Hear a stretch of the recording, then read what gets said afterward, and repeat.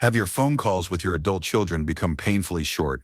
Are visits rarer than ever, reduced to awkward fleeting moments that leave you wondering what went wrong? Perhaps you've noticed a chill in their voice when they answer, an eagerness to wrap up the conversation, and an unspoken reluctance to schedule the next call. You dial their number hopeful, only to be met with curt hellos, clipped goodbyes, and promises to catch up soon that never materialize. You might find yourself replaying every interaction in your mind, convinced that something you said, some seemingly innocent comment, set off a chain reaction of distance and disappointment.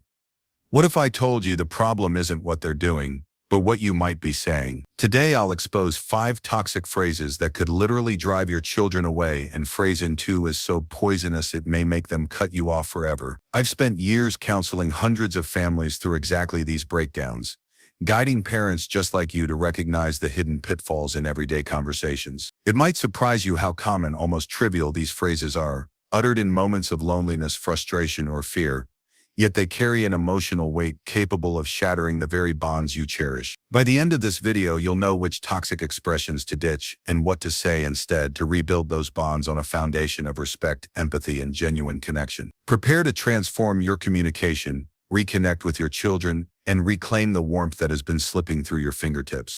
Meet Harriet, a 72-year-old widow from Cleveland, whose 3 adult children have gradually drifted away. Once the heartbeat of every holiday gathering and weekly phone call, Harriet now finds herself alone most afternoons. Her invitations declined and her calls unanswered.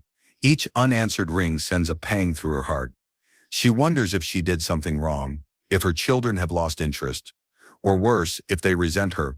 Desperate to understand the growing void between them, Harriet agreed to attend a family counseling session with her youngest daughter. There, in the supportive environment of a therapist's office, she experienced her breakthrough moment.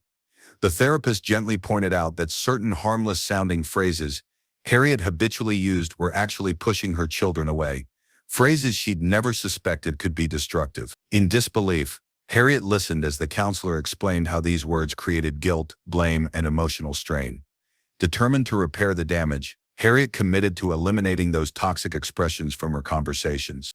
The results were nothing short of miraculous. Within 3 months, phone calls blossomed into hour-long chats, invitations to Sunday dinners were happily accepted, and the barrier of tension that had lingered for years dissolved into laughter and shared memories once again. Harriet's story proves that small shifts in language can yield profound transformations in relationships. Before we dive into the first and most heartbreaking phrase on this list, take a quick moment to show some love. If you're finding this video helpful or eye-opening, hit that like button. It really helps more families find this message. Drop a comment below. Have you ever heard one of these phrases? Or maybe you've said one and wish you could take it back.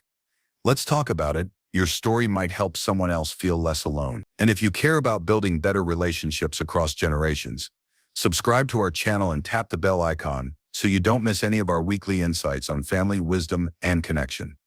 Let's break the cycle and build bridges together. Toxic phrase 1. After everything I've done for you, Dr. Rebecca Martinez, a family therapist, warns that framing your care as a transaction creates a scorecard mentality that breeds resentment rather than gratitude. When parents say, "After everything I've done for you," they unintentionally insist on emotional repayment, transforming love into debt. Meet Gregory, a 76-year-old retired accountant from Phoenix. He often began conversations with, "After everything I've done for you, the least you could do is call me once a week." His son, weary of the guilt trips, stopped returning calls, finding them too painful to face. What to say instead? Try saying, "I really miss hearing your voice. I'd love if we could catch up more regularly. Would a Sunday call work for your schedule?" This expresses longing without obligation, inviting collaboration rather than insisting on repayment. Toxic phrase 2. Your spouse is turning you against me. Dr. James Wilson, director of the Family Systems Institute, explains that accusing a child's partner of manipulation forces an impossible loyalty conflict. Your child feels torn between honoring their spouse and respecting you, creating stress that often leads to withdrawal. Barbara, a 68-year-old grandmother from Seattle, frequently hinted that her daughter-in-law was keeping her son away. "I bet Sarah doesn't want you spending time with me." These comments sparked tension in their marriage, ultimately driving Barbara's son to text her that they needed a break. That break stretched into 18 months. What to say instead? "I value both of you so much, and I want to support your family." How can I best show up for you? This alternative honors their partnership and positions you as an ally, not an adversary. Toxic phrase 3. In my day, we did things differently. Dr. Sophia Chen, professor of intergenerational studies at Boston University, notes that nostalgic critiques set up a competition between generations, making modern methods seem inferior and your child feel judged. Timothy, a 74-year-old grandfather from Nashville, often prefaced advice with, "In my day, we didn't have all these complicated safety rules." His daughter would bristle, feeling that her parenting was under attack rather than supported. She stopped seeking his input, closing off a valuable source of wisdom. What to say instead? I'm curious about how you approach this today. Would it help if I shared what worked when you were growing up? This phrasing offers your experience as an option, inviting dialogue instead of dictating superiority. Toxic phrase 4. You never call me. Dr. Miaz, family psychologist and author of Healing Family Relationships, explains that absolutist statements like never or always distort reality and put your children on the defensive, making them feel there's no way to meet your impossible standard. Evelyn, a 70-year-old widow from Chicago, complained, "You never call me, I haven't heard from you in ages," despite weekly texts and weekend video chats. Her daughter dreaded each interaction, anticipating criticism rather than warmth. What to say instead? I treasure our talks and have been feeling a bit lonely lately. What regular time might work for you to catch up? This approach acknowledges their efforts and expresses your needs without exaggeration. 3-step to change plan. 1. Self-awareness. Before speaking, pause and ask yourself, what am I really feeling right now? Lonely, underappreciated, afraid. Identifying the underlying emotion helps you channel it into a healthier expression rather than a reflexive toxic phrase. 2. Pause. When you catch yourself about to deliver one of these phrases, take a deep breath. This brief pause disrupts automatic speech patterns, giving you a moment to choose a constructive alternative.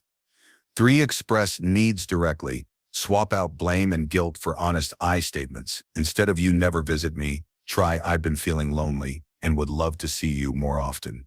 This shift communicates vulnerability and invites cooperation rather than defensiveness.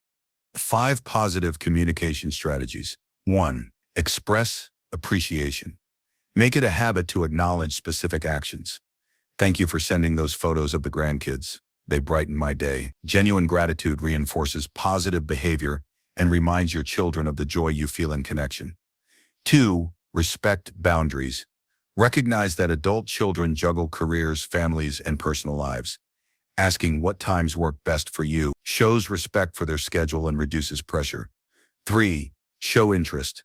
Ask open-ended questions about their passions. How is your new painting class going?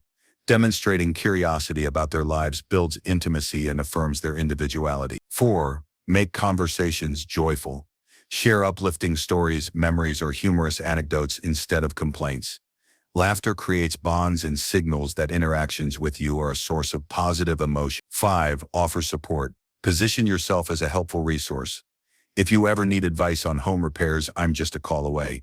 But honor their choices, offering guidance without judgments, so they feel empowered rather than controlled. Now that you know the 5 toxic phrases silently eroding your relationship and the precise, heartfelt alternatives to use instead, it's time to take action. Choose just one phrase to eliminate today and practice its healthier counterpart in your next conversation. Notice the shift. You'll hear warmth in their voice where once there was tension. Which of these phrases surprised you most?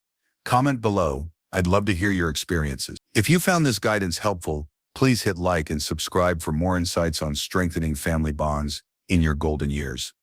Share this video with friends or neighbors who might be unknowingly pushing their children away. Remember, it's never too late to change your communication style and rebuild the connections you cherish. Start today and watch your relationships flourish.